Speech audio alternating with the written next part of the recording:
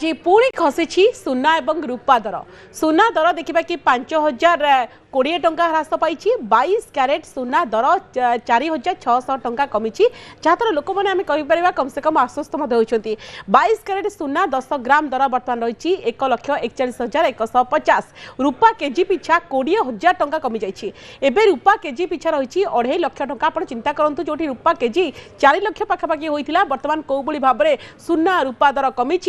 जेहेतु सुना रूपारे समस्त इन्वेस्ट करुले बर्तमान देखिए कि मार्केट बर्तमान जो स्थिति रही अनेक कारण को लेकिन कहुला तो बर्तमान समय सुना रूपा दर कमिबा आग को स्थिति कौन रही पारे कहीं आग को आहरी दर कमिबो कि कहीं मध्यवित्त श्रेणी लोक मैंने अपेक्षा कर रही था सुना रूपा दर कमिबा को लेकिन वरिष्ठ अर्थनीतिज्ञ श्रीयुक्त राजीव साहू आम सहित फोन लाइन अच्छी श्रीयुक्त राजीव साहू आपको स्वागत आम लगातार भाव में देखुचु सुना रूपा दर यही 3-4 दिन हे लगातार भाव में कमुची तो ये कमिबार कारण कौन रही आग को आहरी कौन कमी पारे कि या मध्यवित्त श्रेणी लोकंकर प्रश्न देखो दुईटा जिनस गोटे हूँ जे सुना रूपा ओवर प्राइस बा जो अनुसार मार्केट रहिबा कथा ताठरू बहुत अधिका थिला एवं जो करेक्शन होची एवं बाजार रे जेहेतु किछिटा स्टेबिलिटी परिलक्षित होची आपण माने जानिथिबे जे अमेरिका एवं भारत जो ट्रेड डील कला सेटा अनेक जिनस सूचौची जे किभली भाव में अर्थनीति वर्तमान किछिटा स्टेबिलिटी बा भल स्थिति को आसुची जोटा कि मध्य दर्शई थाए जे सुना रूपारे लोक इन्वेस्ट न करी सेमाने अन्य बिजनेस रे इन्वेस्ट करि थांती एवं डाइवर्ट होता है पैसा अन्य दिग को द्वितीय कथा हूँ जेहेतु अत्यधिक बढ़ी थिला एवं वर्तमान परिस्थिति रे गोटे भोलाटाइल मार्केट बा किना बिकार जो परिस्थिति अच्छी से कमुची पुणी बढ़ुची कमुची पुणी बढ़ुची तेणु यही परिस्थिति हुए तो आगामी किछि दिन रही पारे जोटा आम पूर्वर सूचना देइथिलु जे यही जो भोलाटाइल परिस्थिति जो वर्तमान साधारण ग्राहक न किनिबा बेटर कारण यही परिस्थिति रे कहिबा डिफिकल्ट हबो जे आगु केते कमिबो बा आगु को केते इमीडिएटली बढ़िबो जो आम जो ट्रेड डील है ट्रेड डील किसी प्रभाव रहा जो सुना रूपा दर कमिला बोली कह कि श्रीयुक्त राजीव साहू एवं जो मैंने चाहूले कि सुना टिके दर कमिले आम किसी किणबू यहीटा कौन किणवार प्रकृष्ट समय ना से अपेक्षा करेंगे नहीं देखो मुझे कहली आपण को जे ट्रेड डील निश्चय किछिटा वर्ल्ड ट्रेड रे किछिटा सूचौची जे अमेरिका मध्य बिजनेस आड़ को मुहेची जो मझिरे युद्ध और आशंका देखा देइथिला सेत्रे किछिटा कमिबार लक्षण देखा जाउची एवं जो किना बिका आपण कहउचंती वर्तमान जेहेतु गोटे प्राय आपण देखिबे 20 रु 25,000 बा 30,000 टंका कमी सारलानी जदि ग्राहक किनिया को चाहती हुए तो यही परिस्थिति रे किनि पारंती एवं आगामी दिन रे यही जो भोलाटाइल सिचुएशन किछिटा रहिबो थरे स्टेबिलिटी आसिला परे पुणी थरे बढ़िबार यथेष्ट संभावना रही ताले आमे जदि ताकू तार सारांश देखिबा जे वर्तमान गोटे भोलाटाइल मार्केट कारण विगत दिन मानकरे अत्यधिक सुना एवं रूपा दाम बढ़ीतिला स्पेकुलेटिव लोक माने हे जाइतिले जे सेतिरु किछि अधिका प्रॉफिट कमेबे किंतु जेहेतु सेटा मार्केट रे सस्टेन कला नै तेणु दाम कमिबा आरंभ कला ये जो कमिबा बढ़िबा भितरे वर्तमान जदि परिलक्षित करिबा जो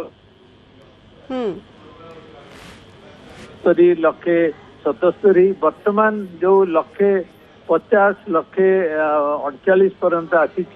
24 कैरेट गोल्ड वर्तमान जदि भी ग्राहक माने किनिबा को इच्छा करंती एटा खराब नुहे किंतु आगामी दिन रे आउरी जना पड़िबो जे प्रकृत रे ट्रेंड कोटा हुए तो किसी कमी पारे किंतु सेटा टेम्पररी हो ये लगातार भाव में आम देखु श्रीयुक्त राजीव साहू कमुची भारत विश्वर द्वितीय होउची सर्वबृहत सुना ग्राहक एवं रूपार सर्वबृहत मार्केट भारत यार अधिकांश सुना चाहिदा आमदानी माध्यम पूरण करे एवं सुना दर जिते हठात कमी कमी जाऊँगी जहाँ नहीं लोक टे सामान्य टी आश्वस्त होती कहुपर आप जमी कहले स्टेबिलिटी तो कौन लगुच आपणकर जेहेतु दीर्घ वर्ष अभिज्ञता रही आप कौन अनुमान करुँच ये जो स्टेबिलिटी आसवा को पाखापाखि केते दिन समय लागि पारे देखु मत लगुच आउ 7-8 दिन भितर स्टेबिलिटी निश्चय जना पड़ एवं स्टेबिलिटी आसिला परे जेहेतु सुना गोटे अंतर्जातीय कमोडिटी